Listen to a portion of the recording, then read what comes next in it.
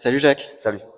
Donc, on se retrouve aujourd'hui pour une interview. Ouais. Tu es le nouveau CEO de Oxia Origin. Oui. Est-ce que tu peux nous raconter un petit peu ton parcours rapidement et comment est-ce que tu es venu à cette position de CEO? Ok. Eh bien, précédemment, j'étais, bon, comme tout le monde, on a tous un passé dans le web 2, mais plus moi dans le marketing et le digital. J'avais une agence de marketing qui était basée sur les résultats, toujours des résultats, des résultats. Donc, tu sais, il y a toujours dans le fond de la tête faire quelque chose qui doit ramener un résultat, donc financier ou communautaire, etc. Et tous les soirs, on va dire après le travail, on jouait à FIFA et on pariait de l'argent. Et je prends une grande diagonale pour aller très très vite. On a développé une plateforme de betting sur des jeux vidéo en Web 2 qui a explosé. On était le cinquième site le plus visité de France. C'était franchement une réussite incroyable. Puis on a passé dans le Web 3, création de tokens, listé sur les marchés, etc. Tout le tintouin. Puis ensuite, bah, j'ai trouvé une sortie parce que il faut sortir à un moment donné de certaines aventures. Pour plein de types de raisons, mais l'une des premières, c'est que bah, j'ai aussi croisé le chemin d'Oxia Origin et ce qui m'a choqué en vrai, c'est l'avancée du projet. Mais ça, on en parlera peut-être tout à l'heure. Et finalement, bah voilà, mon background, il est plus marketing, digital, acquisition. Et puis, chez Oxia, j'ai commencé, on va dire, dans cette veine-là, en tant que CMO, mais en discussion pour faire toujours un peu plus et mener l'équipe où je le souhaite. Et on s'est entendu avec le board. Et bah, le challenge, j'ai pris au bras le corps. Et puis, ils me font confiance, je leur fais confiance. Et puis, on y va. Ok. Donc, du coup, tu succèdes à Aaron.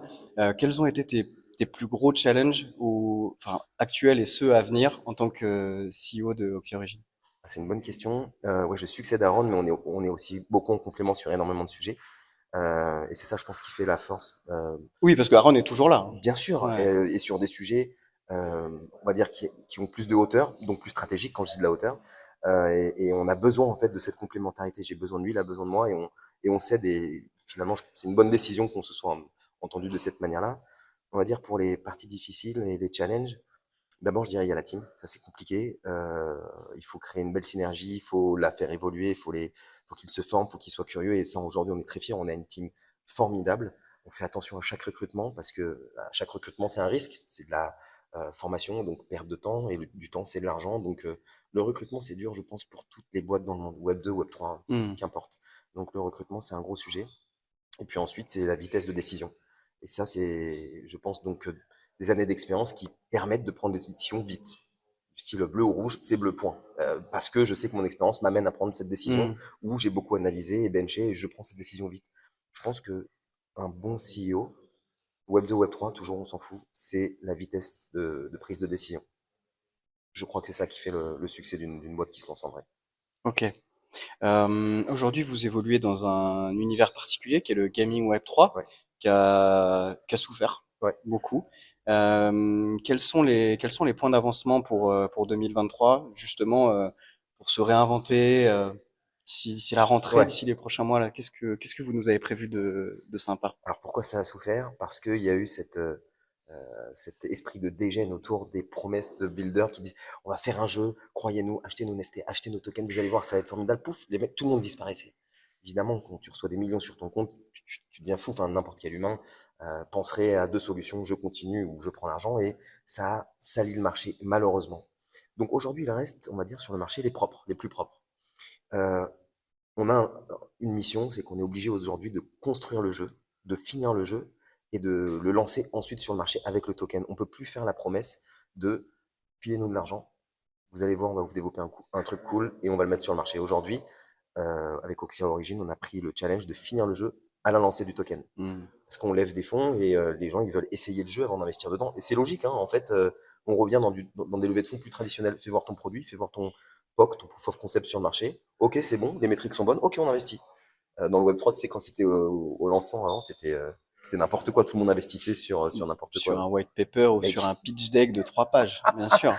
Oh, j'avais des potes c'était qui closaient incroyable des levées ça. de fonds, ils prenaient l'ascenseur, ils discutaient 10 minutes, c'est bon, ils avaient closé leur levée de fonds. Hmm. Là, aujourd'hui, on revient dans un truc traditionnel de lever des fonds au travers des proof of concept, des metrics, etc., des data rooms, tous Hmm. ces trucs-là qu'on a dans le Web 2, qu'on avait moins dans le Web 3, mais, et nous, on est fiers de nos metrics, donc, forcément, Bien sûr. ouais, En plein bear market, construire, c'est important. Comme tu disais, ouais, ça épure aussi ouais, beaucoup le marché. ouais, On garde le meilleur. ouais.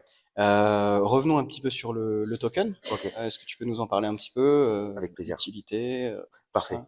Oh, l'utilité. T'as 1 heure devant toi? Non, mais on va se faire 10-15 minutes, donc 10-15 minutes, ok. Alors, notre écosystème est composé donc des NFT qui ont l'utilité d'accès au play and earn pendant le jeu, c'est-à-dire que tu peux jouer au jeu d'une manière gratuite, mais mmh, si tu détiens, on va dire, un des NFT, tu peux accéder au mode play and earn, c'est-à-dire que tu joues et gagnes. Tu joues pas pour gagner, c'est vraiment, nous, une grosse différence, parce que oui, c'est pas un play to earn. non, non, non, pas du tout. On a centré nos efforts de développement sur le jeu. C'est notre produit, c'est notre fondation solide. Mmh, D'autres mettent leurs efforts sur le token flow, sur le stacking, et ensuite ils te rajoutent un jeu à 2 balles pour te dire ouais, c'est un play to earn. Non, nous on a passé du temps, de l'énergie et de l'argent sur le jeu. Donc tu vas jouer, si t'es bon, et gagner. Voilà, c'est pas tu vas jouer pour gagner, absolument. bien sûr. Donc ça, c'est une bonne différence. Concernant le token, l'utilité, c'est un dual token economy. On a un token dans le jeu, un token sur les marchés, qui sont reliés via des achats et des échanges sur des collectibles qui sont sur notre marketplace. Quand tu finis certains niveaux, tu as tel type ou tel type de ressources et de tokens. À toi de les utiliser pour améliorer ton personnage et aller plus loin dans le jeu, ou à toi de d'acheter d'autres types de collectibles pour les louer sur le marché, le marché secondaire. Donc, tu as 1000 utilités. Le token a on va dire, une bonne tokenomics, il est bien construit. Puis on a entamé notre levée de fonds il y a 3 semaines. Ça se passe très bien. Parce Ouais, que le jeu est fini, parce que notre token flow a été bien fait, on a été aussi incubé par Ubisoft, donc ça nous a aidé aussi d'avoir certaines métriques, de pouvoir comprendre certaines choses que d'autres ne comprendront pas pour avoir des questions toutes bêtes. Combien me coûte l'acquisition d'un joueur? Combien me coûte la rétention d'un joueur? Et avec ces réponses-là, on a réussi à créer un écosystème rentable, en tout cas sur le papier, mais dirigé et mentoré et advisoré par des gens qui savent de quoi ils parlent. Ça, c'est mmh. important. Ouais, je pense que l'avenir de la démocratisation des NFT va passer par le gaming Mm -mm. et va surtout passer par, une suppression de la friction. Parce qu'aujourd'hui, il y a trop de barrières à l'entrée et le gaming avec des NFT permet justement d'utiliser les NFT sans forcément en parler, Exact, sans les exact. mentionner. C'est Euh, ça.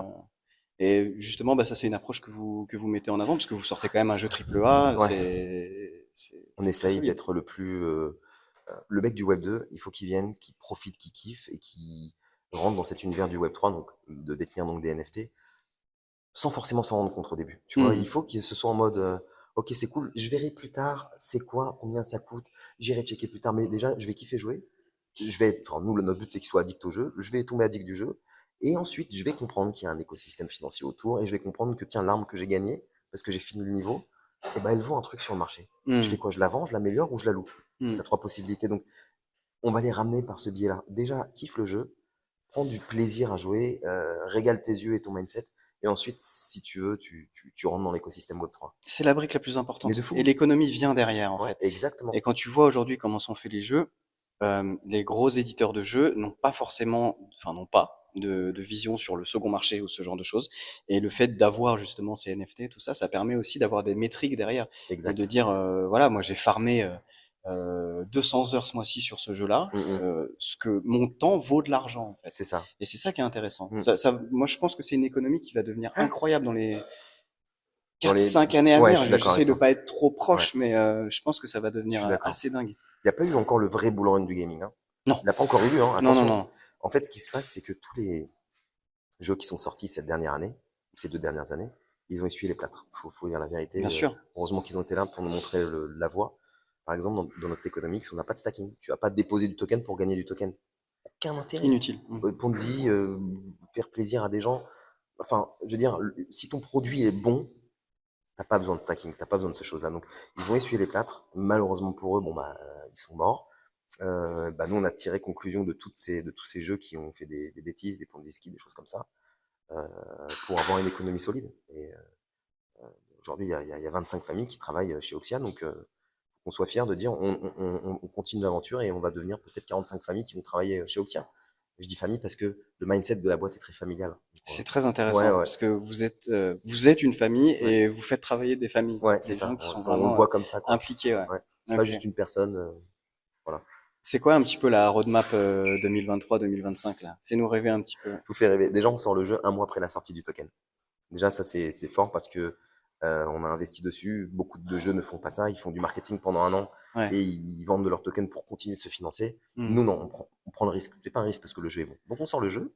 On va le séquencer en différents chapitres. Chaque chapitre, on va dire, est relié aussi à certains vestings de la tokenomics. Mhm. Parce que on a des experts en tokenomics chez Oxy Origin. On veut que le token se porte très très bien, tout le temps, pendant toute la vie du projet. Donc on a séquencé la sortie du jeu en fonction des différents temps de vesting. Et ça c'est cool en fait de le faire. Il y a personne qui l'a vraiment fait, donc nous, notre calendrier il est fait en fonction des cliffs, tu vois. Ça c'est Ouais. génial. Et ensuite, le jeu est constitué d'une mine que tu dois finir pour passer à une prochaine mine. Donc plusieurs mines vont être ouvertes j'allais dire dans le semi-open world. Donc ça, c'est une annonce que je fais. Désolé, la team marketing qui voulait faire ça en grande pompe, mais on est en train de créer un semi-open world. Ok, T'as nice. l'exclu, c'est bien, on va être les premiers dans le Web3 à le faire. On a des génies en fait qui travaillent sur Unreal Engine et ils nous ont fait un truc. Je me suis pris une claque. C'est phénoménal. On va voir un semi-open world où tu te balades et d'univers en univers. C'est magnifique, c'est fabuleux. Il y a quelque chose qui ressemble à ça aujourd'hui sur le marché? Ouais, ouais. Moi, je dirais que Destiny ressemble à ça. Ok. Destiny ressemble à ça. Et là, Diablo 4 est sorti. C'est un peu ce truc, tu vois, tu rentres dans une mine, tu finis la mine. C'est un peu similaire. Sauf que Destiny, il y a la partie multijoueur que nous, on n'a pas pour l'instant. Ok. Et j'insiste sur le pour l'instant parce que ça correspond à la roadmap. Voilà. Ok. Nice. Ouais. Si tu pouvais, si tu pouvais finir sur un petit peu donner envie aux joueurs, aux futurs joueurs de rejoindre Oxia, qu'est-ce que tu leur dirais? Ok, bah la team elle est constituée de hardcore gamers. Moi le premier, on peut parler de tous les jeux du monde, je crois que je les ai tous finis. Il n'y a pas de Ok. problème. On a profondément des gens qui veulent faire un jeu addictif et beau. Alors le beau est subjectif, mais à un moment donné c'est beau ou c'est moche un jeu. Hein. Mais Ouais. donc voilà, bon, le jeu est magnifique, il a des mécaniques addictives innovantes. Et l'une d'elles, c'est que toutes nos mines et toutes nos maps et toutes nos musiques et tout est construit de manière générative, aléatoire. Il y a une IA qui a été développée en interne. Ah, il y a une IA qui a été développée en interne qui permet de, si tu refais le jeu 1000 fois, il ne sera jamais pareil. Waouh. Vas-y, c'est bon. Fini les gars. Vous pouvez aller jouer et passer 2 ans dessus, vous aurez jamais l'impression de jouer au même jeu. Enfin, c'est le même jeu, mais jamais refaire la même partie. Donc ça, c'est incroyable. Ça, c'est Ouais, c'est incroyable. incroyable en Ah, vrai. ça, c'est Ouais, incroyable. Ah, bah, désolé, du coup, on va tirer un peu ce fil. Donc, du coup, il y a de l'IA qui ouais. va générer différentes séquences, différents Exactement, scénarios dans le jeu. exactement. C'est procédural. En fait, c'est intégré à Unreal Engine, c'est-à-dire que il y a 11 rooms, on va dire, dans notre mine. On va faire très très simple. Et l'enchevêtrement des rooms ne sera jamais pareil. La création de la musique ne sera jamais pareil, parce que pareil, c'est des enchevêtrements, tu sais, de pistes. Pareil pour les monstres. Tous les monstres sont générés de manière procédurale. Certains attaquent de près, certains de loin, certains tombent du ciel, certains sortent de la terre. Pourquoi on a fait ça? Parce que on veut pas que les gens se lassent de refaire le roguelite plusieurs fois. Hmm. Ils vont pas, on va dire, faire des speedruns et savoir où tirer, quoi faire, où jeter les grenades. C'est exactement ce que j'allais te dire. Ouais, Il y aura pas de speedrun dans le c'est jeu. mort, c'est mort. Tu vas lutter pour finir le niveau et bah évidemment après tu vas devoir un jour ou l'autre passer par les collectibles, le Web3 et les NFT pour pouvoir détenir des armes peut-être plus fortes, plus rapides, etc. Ok. Donc il y a une logique aussi nous financière. Évidemment, on est une boîte, faut qu'on vive, faut qu'on paye les salariés, faut qu'on continue de développer. Donc tout est fait de manière à ce que le joueur kiffe et que nous, bah, on puisse continuer de les faire kiffer, de développer encore d'autres modes. Et je vais pas m'avancer là-dessus aujourd'hui parce que voilà, Ah, il faut que j'en laisse un peu plus. tu nous as, Prochaine interview, tu prochaine nous as interview. régalé déjà. Ok, super. Ouais. Ok, bah merci beaucoup, Bah, Jacques. C'était merci un à toi. plaisir de t'avoir. Ouais, également. Belle rencontre Ouais. à Lisbonne. Merci à la NFC de nous Merci avoir NFC. prêté la Media Room. Ouais, Et puis à très vite pour la suite. carrément. Allez, Merci. merci à toi. Ciao. Ciao.